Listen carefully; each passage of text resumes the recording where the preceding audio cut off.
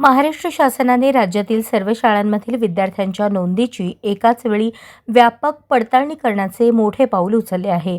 गेल्या काही वर्षात शाळांनी पोर्टलवर दाखवलेली विद्यार्थी संख्या आणि प्रत्यक्ष उपस्थित विद्यार्थ्यांची संख्या यामध्ये मोठा फरक असल्याच्या तक्रारी वाढल्या होत्या।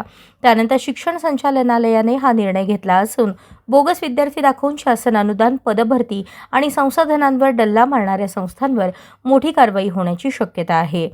शिक्षण विभागाने प्राप्त झालेल्या तपास अहवालानुसार काही शाळांनी बनावट विद्यार्थी दाखवून शालेय अनुदान घेतले, खोटी विद्यार्थी संख्या दाखवून शिक्षक पदांची भरती केली, आर्थिक लाभासाठी उपस्थित आकडे फुगवले। या प्रकारामुळे शासनाला मोठा आर्थिक तोटा झाला असून जबाबदार संस्थांवर आणि अधिकाऱ्यांवर कडक कारवाईची तयारी केली आहे। अशाच नवनवीन अपडेटसाठी जनता राज्य न्यूज चॅनलला सबस्क्राइब करा, लाईक करा आणि शेअर करायला विसरू नका।